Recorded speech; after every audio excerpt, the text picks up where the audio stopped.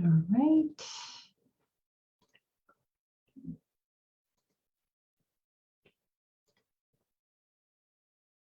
Welcome to Create One Good Habit for Good Challenge Day 5.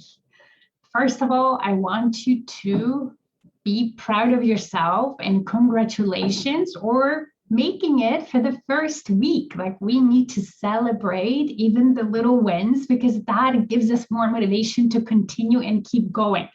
So congratulations, everybody, day 5.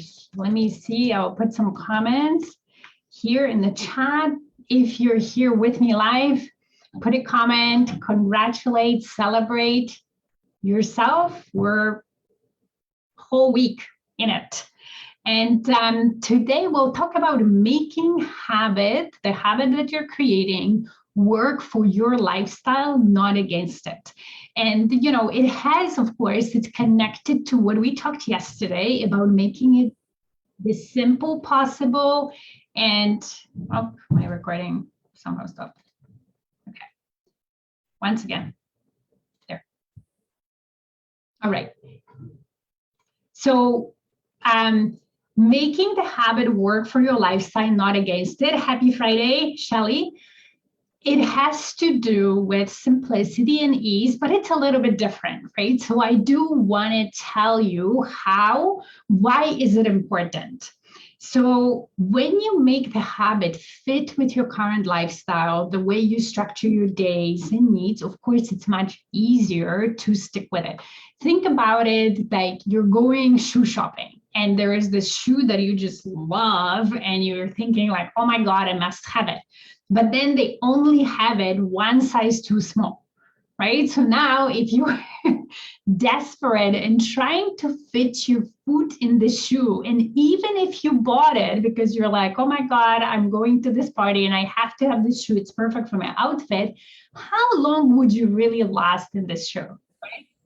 Maybe the first hour, maybe for 2 hours, but then you would probably take it off completely and like never put it again, right? Because of so much pain, how it would cause you, as opposed to finding the great shoe that you love in the right size, working with your foot and just being super comfortable and wanting to wear it all the time whenever you go out, or like this is your go-to shoe. Right?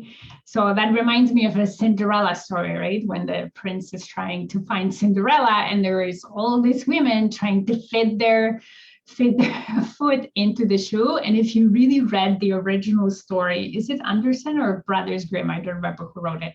But if you read like the original story, there are some gory scenes in that story because like women are trying to cut off their foot or part of their toes or part of their knee, part of their heel to fit that in the shoe, right? Not recommended at all. Now I want to see if you're seeing me. I'm just having some issues with Zoom and recording. I was trying to record it. This is not working. So can you see me and hear me? Shelly, let me know. I see, I think so. Okay, I think. All right. So don't be ever, hesitant or scared to adjust the habit if your lifestyle or the way you run your day changes. So when your circumstances change it, but not like one off, right? One day or whatever, but if it's for longer period of time or it just changes, like for example, COVID, right? COVID changed a lot of people, or if not everybody's circumstances. We started being more at home rather than driving and so on. And that required truly a change of routine and how we run our days, right? So when you have those situations, also change the habits or the way you run them with that. And I'll give you an example with me.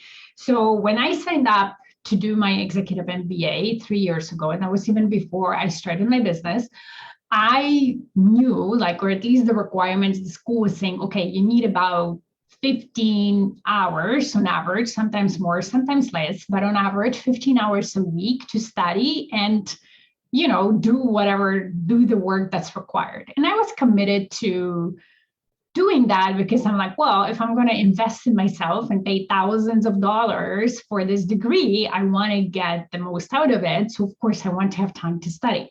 And I was trying to figure out, how am I gonna, having full-time job, and at that time, no COVID, so I was commuting a lot. The kids were at daycare, so there was a lot of juggling with my husband. I wasn't alone, definitely, but to figure out where am I gonna create that 15 hours. So, and then also I knew that I needed more than like 30 minutes in a sitting, right? By the time you open your computer, by the time you read something and so on, that's already 15, 20 minutes. So 13 minutes increments wasn't enough. I needed at least, I figured, like an hour and a half increments to be able to be productive with my school. So what I decided to do when I was thinking about it, I decided to wake up early in the morning to wake up and have a bit of a morning routine, but also do that hour and a half before the kids were waking up and we were getting them ready for school. And then the rest, whatever that was for 5 days a week, the rest I would catch up on during the weekend, right? So that's how I created my morning sort of routine and habit because of that need. Now, when I finished the school, 3 years, fast forward 3 years, I still had the habit of getting up early and having that hour and a half with me, but then I didn't need it for school. So then I had a, decision to make. What am I going to do?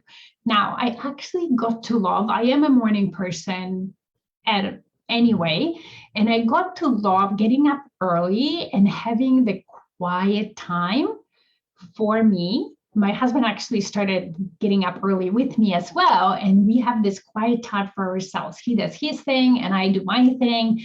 And I didn't want to give it up only because my school finished. So now I just adjusted that routine. And within that hour and a half, I do other things, right? So that's what I want to sort of bring to your attention, encourage you to, if you're still sort of figuring out when am I going to do the habit or how am I going to do it, make it work with your lifestyle the easiest and simplest way possible. But also remember, if your circumstances change in your life, or even if you travel for, let's say, a week or two, figure out how to fit that habit with those new circumstances. And there might be some adjustments, but that's okay. Adjust your habit, not your lifestyle, right? Buy a fitting shoe, don't try to adjust your foot to a shoe that doesn't fit. That's kind of like the thought process, all right? So I wanted to see if you have any questions, if you want any coaching or, any new experiences or results that you've gotten for this past week. Let me know. How is it going? Oh, Shelly, you want to share? How is your oops. How is your reading going? I don't have a job now. I'm doing my direct sales full time. So I have more time, but I'm not getting a lot more done. It's about structuring your time and knowing, ideally ahead of time, planning it out. Because when you leave the decision making to the day and you try to make decisions, it's just like decision making itself takes time and energy. So if you try to do it over and over and over every day, you are actually consuming a lot of time and energy doing that instead of doing, getting stuff done, whatever that would be for you. So try planning your days ahead of time and deciding on, okay, this is what I'm going to do in my business, right? This is my marketing. This is what I'm doing. This is what I'm going to do in my personal time, and sort of plan it out ahead. I did put my phone away last night and read for 30 minutes. All right. Awesome. Didn't look at my phone for an hour after I woke up. So that was awesome. That's great. And how did it feel? I want to know how you felt.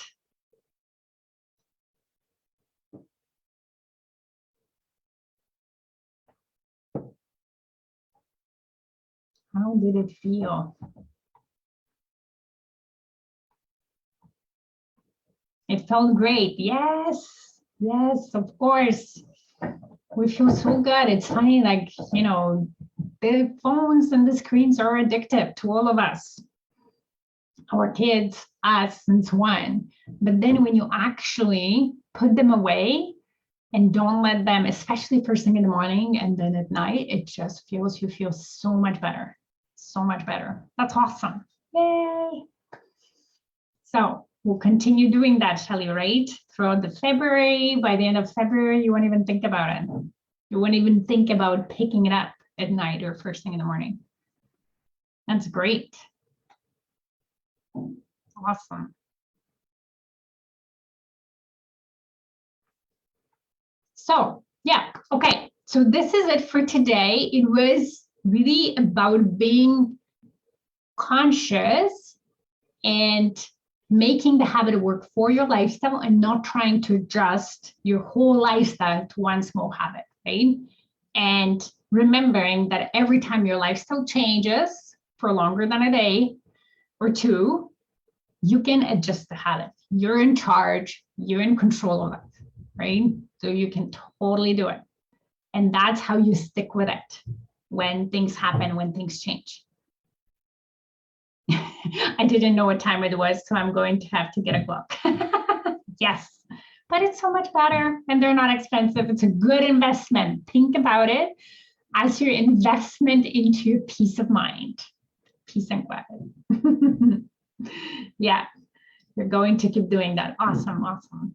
All right, so have a fantastic weekend. Thank you, Shelly, for chiming in live, and see you Monday, 10:30 a.m. Eastern, here back for day 6 of Create One Good Habit for Good Challenge. Thanks, everybody. Bye.